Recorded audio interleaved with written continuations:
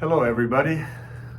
Father Rob Longbottom asked if I'd give a little update on the building project since I'm serving as chairman of the committee and of the Capital Funds Drive Committee. Really not doing all the work, not doing much of anything, but that doesn't mean a lot of things aren't getting done. They really are. We have moved forward so much, and I know it's really hard for people to see it. It's actually, for most people, impossible. So I wanted to give a little update to let you know things are moving forward.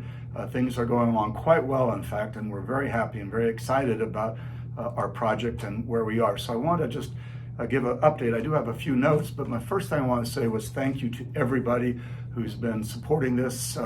Thank you for not only making your regular gifts, your tithes, offerings, alms to the church, but for the gifts over and above for the Building the Future Capital campaign that we undertook last year. We're just coming up to almost a year in that campaign, and the pledges are being fulfilled, and we want to thank you for that and encourage you to continue to do that as much as you're able.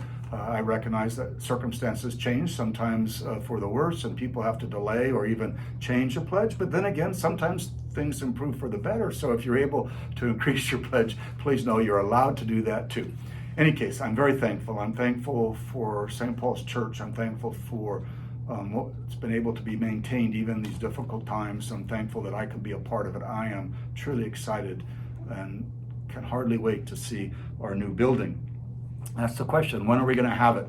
Well, we can't give a specific timeline yet because there are a lot of uncertainties, but it's my hope that sometime at the beginning of next year, we'll actually be able to start building the church.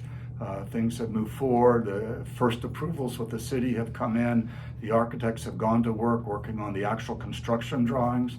I've seen the drawings for the floor plan where some of the things that we did not have in the preliminary drawings have been added.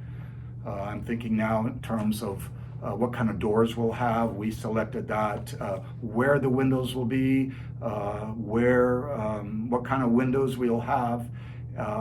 Things of that nature, what the flooring will be in each room, each section. All those things have been decided, and things are moving forward in terms of getting the construction plans drawn, the permits pulled, they say, from the city, and getting all of this to a point where we can actually tell how much it's going to cost and where we are and when we can start. But in any case, things are moving forward. Let me give you a few specifics. I mentioned windows. The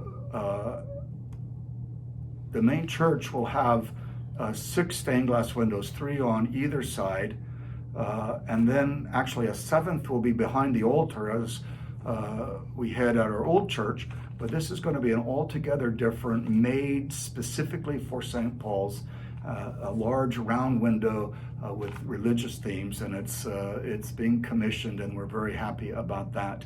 The stained glass windows on the side of the church, when we open, will probably just be glass, maybe opaque glass, because we don't have stained glass windows to go in there, and that will have to come later after we get the church built. We'll see whether we're able to go out and get some stained glass windows made, or whether we'll commission those at a later point down the road. But it's very exciting, and it's going to be wonderful. Another thing that people often ask about is the organ. Are we going to have a pipe organ? The answer is no, we're not going to have a pipe organ. A pipe organ would cost well over $1 million, even a basic one for the size of our church. So we're going to have a digital organ, and we've been in contact and had demonstrations in other churches of pipe organs from 2 separate companies, the Rogers Organ Company and Allen Organ Company, both of them well-established, well-respected, high-quality manufacturers of digital organs. And we're going to have the very latest of technology in terms of sound and in terms of everything being wonderful. Many people think that the Presbyterian Church, where we worshiped for the last, we worshiped for about 3 years, had a pipe organ, but it was digital. And we'll get something that's step above what they had, and we're very excited about that too. We haven't actually let a contract for the organ, but I expect within a month we'll know who will be building our new digital organ. They're built. You don't just get them at the store. You order them based on certain things that are needed, and they design it for the space. They work with the architects to make sure everything sounds absolutely perfect, and so I'm very excited about that. Now, the third thing I think I can update you on, although I don't have a drawing to show you, is that from the drawings that we showed before, we've not only revised the exterior look, but we've moved the location of the bell tower and changed its look. So the bell tower will be a focal point for people in the community as they drive down Hurley Avenue, and they'll see it from quite a distance. There'll be cross on three sides of it, and it's going to be on the corner of the church, right there, front and center, if you will, as people come onto our property or as they drive by it.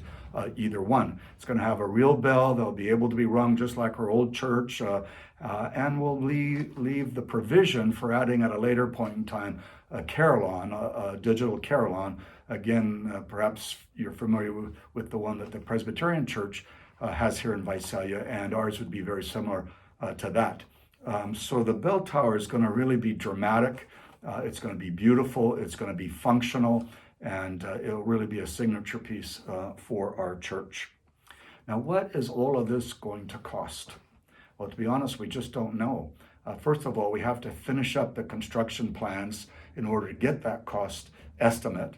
But also, things are changing with the fires we have here in California and with other factors. It may be that supplies are more expensive, wood in particular, I think of.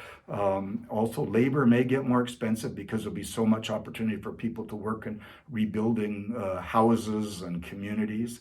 But we just don't know that. And certainly we're ahead of the game, if you want to say it in that way, in terms of people who have to rebuild, because they're just beginning and we're way down the line.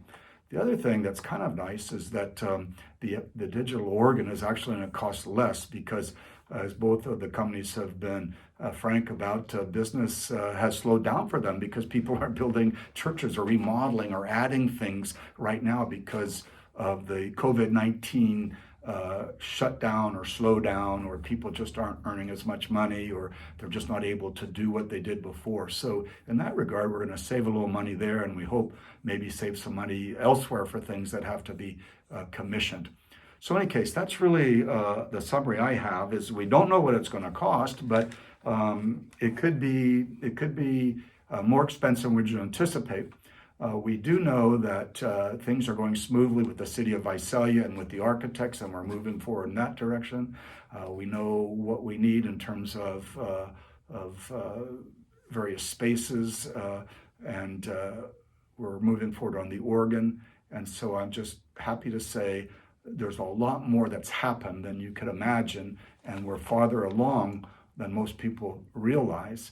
And that's why I want to update just a little bit to keep you abreast of what is happening, and to encourage you to continue to be as generous as you can be, so we can finish this as soon as we can with all of what we'd hope for a reality when we open up the new church.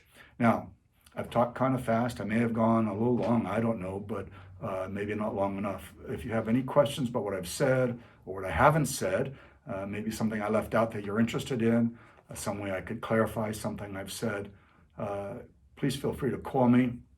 You can call me at home. My number is 636-0568.